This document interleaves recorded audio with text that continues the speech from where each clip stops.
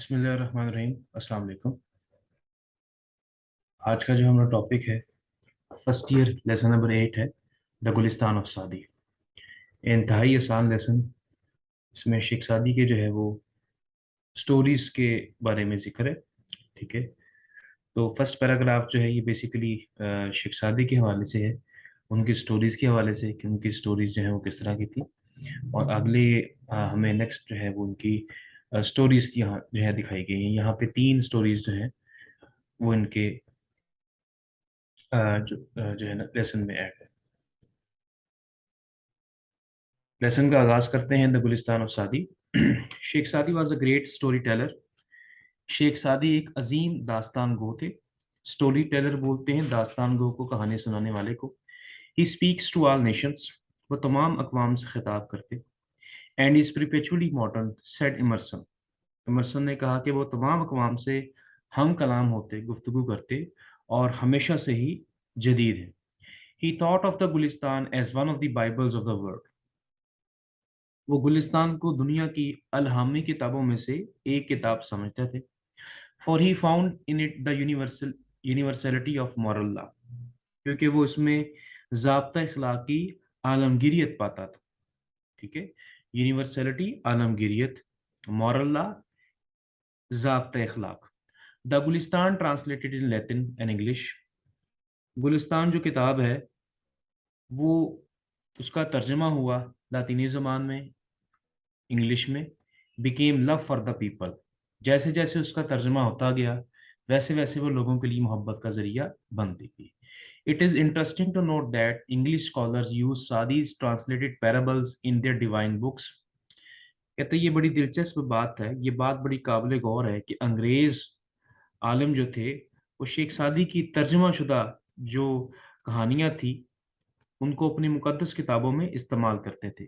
Parables basically बोलते हैं moral stories को, डिवाइन बुक्स मुकद्दस किताबों को।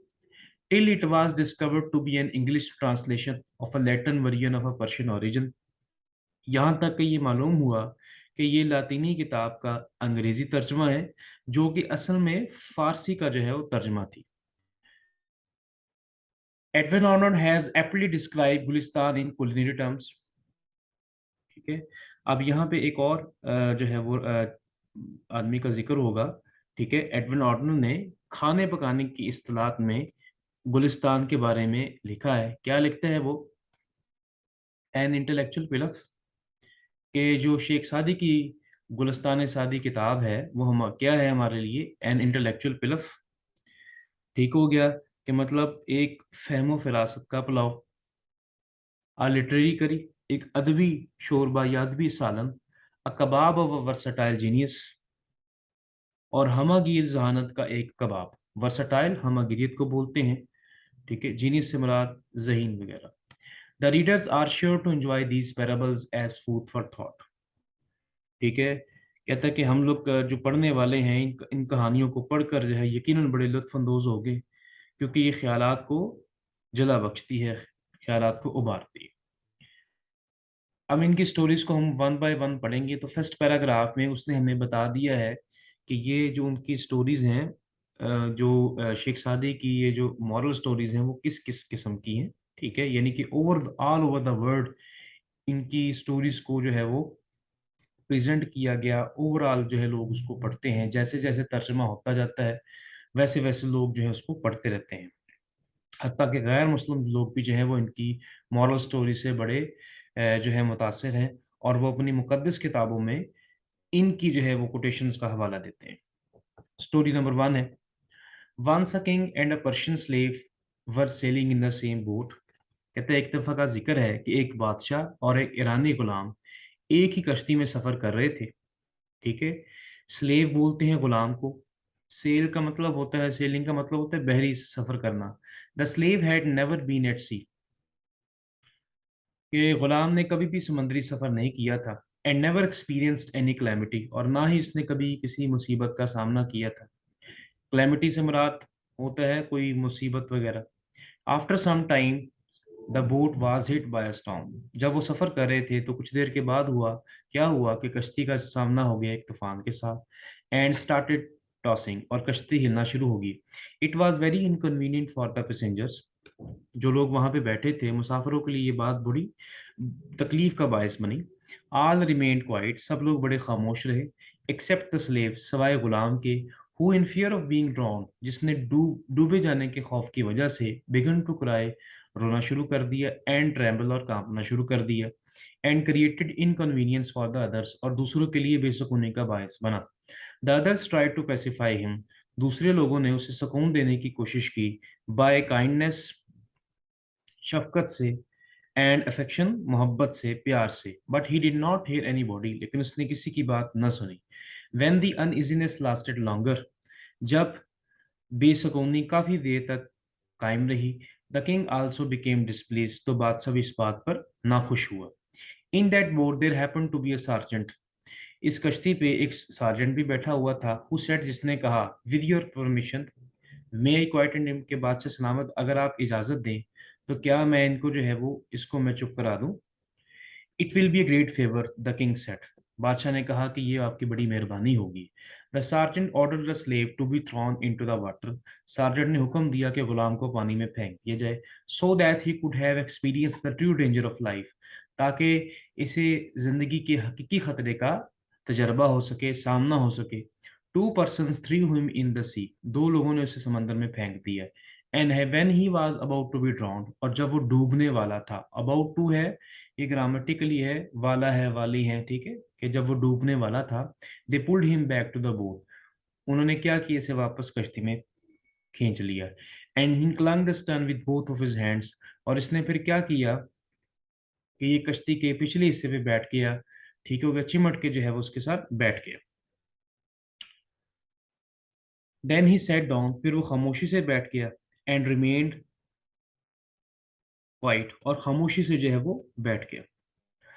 This appeared strange to the king, ये बात बादशाह को बड़ी अजीब लगी, हु कुड नॉट कॉम्प्रीहेंड, जो कि समझ ना सका, द विजडम, अक्लमंदी को, इन द एक्शन, इस अमल में, टेकन बाय द सार्जेंट, यानी सार्जेंट ने जो अभी अभी ये काम किया वो उसमें उसकी अक्लमंदी को ना समझ सका। And he asked for it, और उसने उससे पूछा कि भाई इसमें तुम्हारी क्या अक्लमंदी है।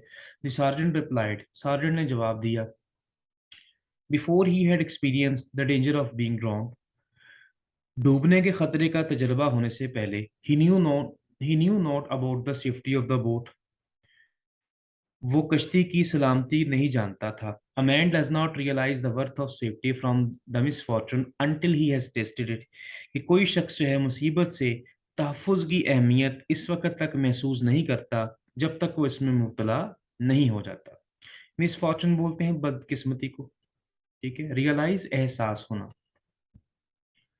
स्टोरी नंबर 2 है, इट इज रिलेटेड दैट, ये बयान किया जाता है, वाइल अभी deer was being roasted for Nushirvan, a king of Persia, ठीक है, कि अदल इंसाफ के लिए मशहूर ईरानी बादशाह नौशिरवा के लिए जब एक हिरन जो था वो भुना जा रहा था, वो अपने अदल इंसाफ की वजह से मशहूर था। No salt could be found, जब उसके लिए हिरन भुना जा रहा था तो कि नमक ना मिला। A boy was sent to a village to bring some salt, तो एक लड़के को भेजा गया, ये पैसिवाइज है, एक लड़के को भेजा गया गांव में कि वो जाए और नमक लेकर आए। द बॉय ब्रॉट इट, लड़का ले उस नमक को ले आया, and presented it to the king, और बादशाह को पेश कर दिया। Who asked whether he had paid for it, बादशाह ने उससे पूछा कि क्या तुमने इसकी कीमत अदा की है। नो सेड द बॉय, लड़के ने कहा कि नहीं, मैंने इसकी कीमत नहीं अदा की। पे for the salt said the king, बादशाह ने कहा कि जाओ और जाके इस नमक की कीमत अदा करते हो। Lest it should become a custom, ऐसा ना हो कि ये रवायत बन जाए, and the village be ruined, और गांव तबाह हो जाए। Having been asked what harm could arise from such a trifling demand, ठीक है, कि जब पूछा गया कि इतनी मामूली सी चीज के लेने से क्या नुकसान हो सकता है, ट्रिफलिंग से मुराद होता है मामूली, ठीक है, इतनी मामूली से तगाजे से क्या फर्क पड़ सकता है। तो आगे से बादशाह क्या कहता है, the foundation of operation was small in the world said the king, बादशाह ने कहा कि दुनिया में जुल्म की बुनियाद भी मामूली सी थी। हूएवर इनलार्ज इट, जिसने भी इसमें इजाफा किया, so that it reach its present magnitude, यानी वो शख्स कसूरवार है जिस किसी ने भी इसमें इजाफा किया। इज एट फॉल्ट, ठीक है, वो कसूरवार है। If the king Yeats one Apple from the garden of a subject, कि अगर एक बादशाह राया के बाग से एक सेब भी खा लेता है, he slaves will pull down the whole tree, तो उसके गुलाम उसके लिए जो है उस दरख्त को जड़ से उखाड़ फेंकेंगे। फॉर 5 eggs, 5 अंडों के लिए, which the king allows to be taken by force, the people belonging to his army will put 1,000 fowls on the spit. यानी अगर बादशाह ताकत के जरिए 5 अंडे लेने की इजाजत देता है, तो उसकी जो फौज है, फौज के लोग, वो हजारों मुर्गियां जो है वो सीखों पर चढ़ा देंगे, यानी भून डालेंगे। फॉल्स बेसिकली बोलते हैं परिंदों को, स्पिट बोलते हैं सीखों पर। A tyrant does not remain in the world, कि दुनिया में जालिम तो नहीं रहता, but the curse on him abides for ever, लेकिन उस पर पड़ने वाली लानत जो है वो हमेशा के लिए जिंदा रहती है। अबाइड्स फॉर हमेशा के लिए। कर्स बोलते हैं, अब सॉरी, अबाइड्स का यहाँ पे मतलब होता है बरकरार रहना, फॉर एवर हमेशा के लिए। कर्स बोलते हैं लानत को। टेरेंट बोलते हैं जालिम को, जालिम हुक्मरान। स्टोरी नंबर 3 है, a king fell seriously ill. एक दफा का जिक्र है कि एक बादशाह शरीफ बीमार हो गया, and all hopes of his recovery vanished. Vanish का मतलब होता है खत्म हो जाना किसी चीज का। कहता है उसकी सेहत याबी की तमाम उम्मीदें खत्म होंगी, दम तोड़ गई। The more the disease was cured, जितना ज्यादा उस बीमारी का इलाज किया जाता, the more it became painful, तो वो ज्यादा तकलीफ होती रहती। At last, the physicians agreed that this disease could not be cured except by means of a bile of a person endued with certain qualities. आखिरकार जो फिजिशियन से doctor हजरात थे वो इस बात पर मुत्तफिक हुए कि ख़ास खूबियों के हामिल इंसान के, यानी कोई ऐसा बंदा ढूंढा जाए कि जिसमें जो है वो, जिसके जिगर में जो है वो सब्ज मवाद मौजूद हो, ठीक है, उसके ज़रिए इसका इलाज हो सकता है। ऑर्डर्स वर इशूड, हुक्म जारी कर दिए गए, to search for an individual of this kind, कि इस किस्म के बंदे को ढूंढा जाए। A son of a farmer was discovered, किसान के एक बेटे को तलाश किया गया। To possess the qualities mention by the doctors, यानी उस किसान के बेटे में वो तमाम खूबियां थी जो कि डॉक्टर्स ने बताई थी। The king summon the father and mother of the boy. Summon का मतलब होता है बुलावा, ठीक है। बादशाह ने बुलाया बच्चे के वालदैन को, whose consent he got by giving them a huge amount of wealth। ठीक है, बादशाह ने उसके वालदैन की रजामंदी को हासिल कर लिया, उन्हें बहुत ज्यादा रकम देकर। कॉन्सेंट बोलते हैं रजामंदी को। The qazi should decreed to shed the blood of a person for the health of the king. काजी ने हुक्मनामा जारी कर दिया, ठीक है। डिग्री का मुराद होता है हुक्मनामा जारी करना। टू शेड, शेड से मुराद होता है बहा देना, यानी काजी ने हुक्मनामा जारी कर दिया कि बादशाह की सेहत याबी के लिए इस बच्चे का, इस लड़के का खून बहा दिया जाए। The boy was brought to the altar, लड़के को कुर्बानगाह पर ले आया गया। And the executioner was directed to slaughter the boy, और जलाद को हुक्म दिया गया कि वो बच्चे को जिबा कर दे। When all was ready, the boy looked toward the sky and smiled. जब सब कुछ तैयार हो गया, लड़के ने आसमान की तरफ देखा और मुस्कुराने लगा। Why do you laugh in such a position? The king asked. बादशाह ने इससे पूछा कि भाई तुम इस हालत में क्यों मुस्कुरा रहे हो? तुम्हें तो मतलब हम जो है कत्ल करने लगे हैं, जिबा करने लगे हैं, जबकि तुम मुस्कुरा रहे हो। अब ये जो पैराग्राफ उस बच्चे की पूरी स्पीच है। A son looks to the affection of his parents, said the boy. लड़का क्या कहता है कि एक बेटा वालदैन से शफकत की उम्मीद करता है। If they fail, they are expected to bring the case before the qazi to seek justice. अगर वो इस सिलसिले में नाकाम हो जाएं, तो उनसे तवक्को की जाती है कि वो इंसाफ की हसूल के लिए मामला काजी के सामने पेश करें। But in the present case, लेकिन मौजूदा सूरत हाल में, the parents have agreed to get my blood shed for the trash of this world. यानी मौजूदा जो सूरत हाल में, कहता मेरे वालदैन इस दुनिया के घटिया माल की खातिर, इस दुनिया के कूड़ा करकट की खातिर मेरा खून बहा लेने पर राजी हो गए हैं।